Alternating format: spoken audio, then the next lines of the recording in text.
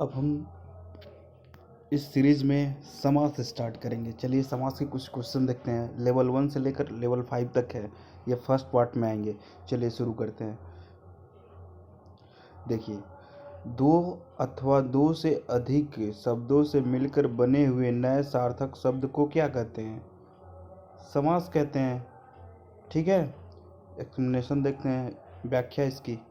अब देखिए व्याख्या क्या है इसकी।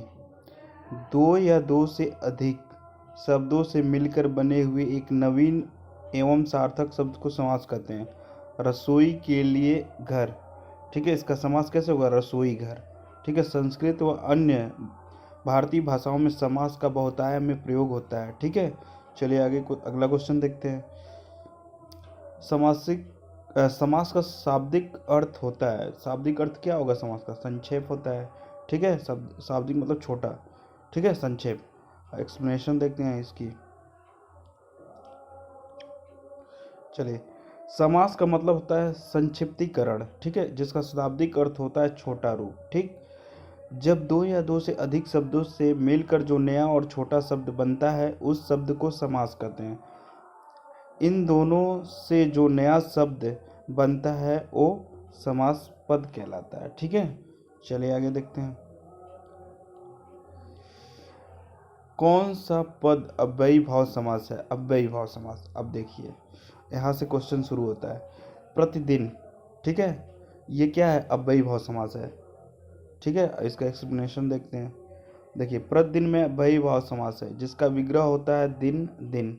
ठीक है, अव्ययी भाव समास जब समास में सम्मिलित पूर्व पद अव्यय हो और उसके योग से पूर्व समस्त पद अव्यय बन जाए तो अव्ययी भाव समास होता है।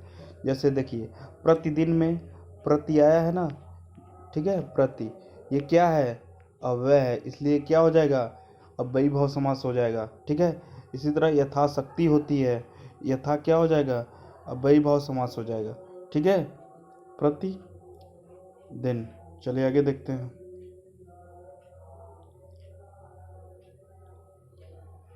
जिस समास में उत्तर पद प्रधान होने के साथ पूर्व तथा उत्तर पद में विशेषण या विशेष्य का संबंध भी हो, विशेष का संबंध भी होता है तो कौन सा समास कहलाएगा? कर्मधारय समास। ठीक है, चलिए, वह समास जिसका पहला पद विशेष से दूसरा पद विशेष्य होता है, विशेषण तथा विशेष्य होता है, अथवा पूर्व पद उत्तर पद में उपमा उपमेय का संबंध माना जाए तो कर्मधारय समास कहलाता है।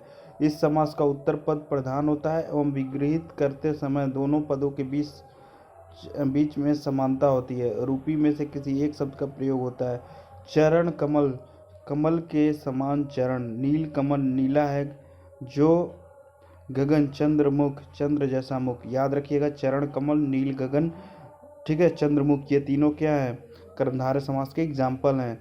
ठीक है, देखिए इसमें हमेशा बीच में जो इसका कारक चिन्ह होगा, ठीक है, के समान आ रहा है और है जो, ठीक है, या जैसा, मतलब के समान है जो जैसा, इस तरह का आएगा तो वहाँ क्या हो जाएगा? कर्मधारय समास हो जाएगा।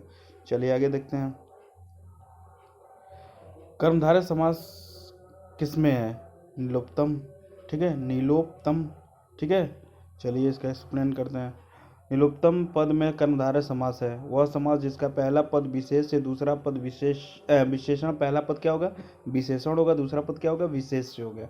ठीक है, पद क्या होंगे? नीलोत्तम के दो पार्ट तोड़ेंगे तो ये एक पद इधर हो जाएगा, एक पद इधर हो जाएगा। पहला पद प्रथम पद हो जाएगा, उत्तर पद हो जाएगा। इसको प्रधान पद बोलेंगे, इसको उत्तर पद बोलेंगे। ठीक है, पूर्व पद में उत्तर पद में उपमा उपमेय का, देखिए दूसरा वाला जो है पूर्व, ठीक है, उपमेय उपमान, ठीक है, उपमान तथा उपमेय का संबंध माना जाता है, कर्मधारय समास कहलाता है।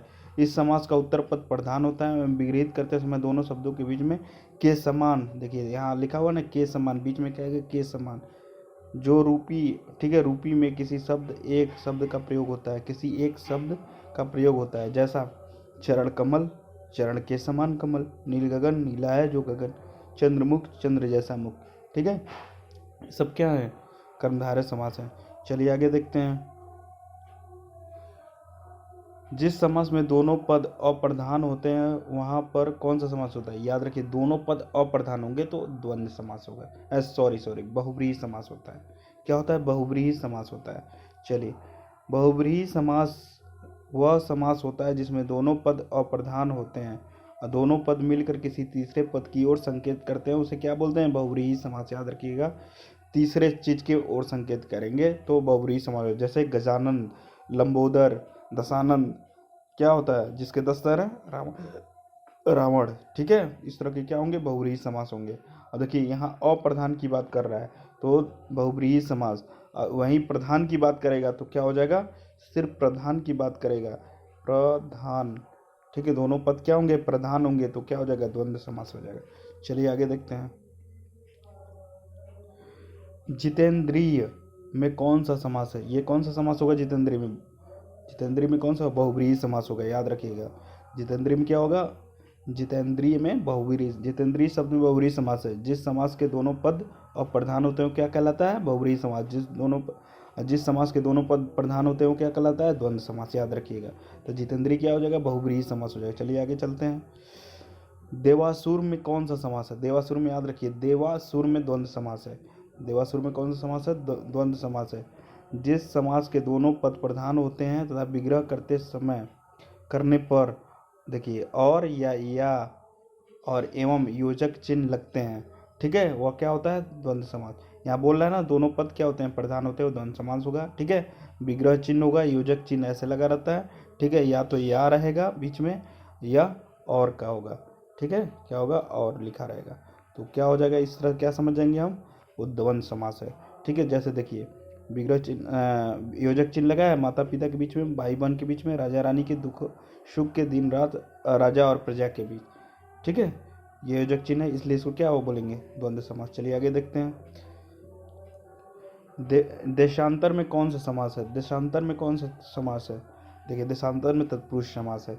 इसका व्याख्या देखते हैं। देशांतर शब्द में तत्पुरुष समास है जिस समास का उत्तर पद प्रधान हो और देखिए पूर्व पद गौण हो, मतलब इसमें उत्तर पद प्रधान होगा। तत्पुरुष में देखिए, इसमें दो, कोई तत्पुरुष में दो पद, किसी भी समास में दो पद होते हैं। एक पहले होता है, पूर्व पद होता है, एक उत्तर पद होता है। पूर्व मतलब पहले वाला पद, उत्तर मतलब बाद वाला पद। ठीक है, जैसे यहाँ दिया है तुलसीदास कृत, तो ये तुलसी हो जाएगा, कृत हो जाएगा, तो तुलसी पहला हो जाएगा, पूर्व पद कृत हो जाएगा, कृत हो जाएगा, क्या हो जाएगा? कृत क्या हो जाएगा? उत्तर पद। तुलसी द्वारा कृत या रचित, तो ये क्या हो जाएगा? देशांतर में कौन सा हो जाएगा? तत्पुरुष समास हो जाएगा। तत्पुरुष समास, जिस समास का उत्तर पद प्रधान और पूर्व पद गौण हो उसे तत्पुरुष समास कहते हैं। ठीक है, चलिए आगे देखते हैं।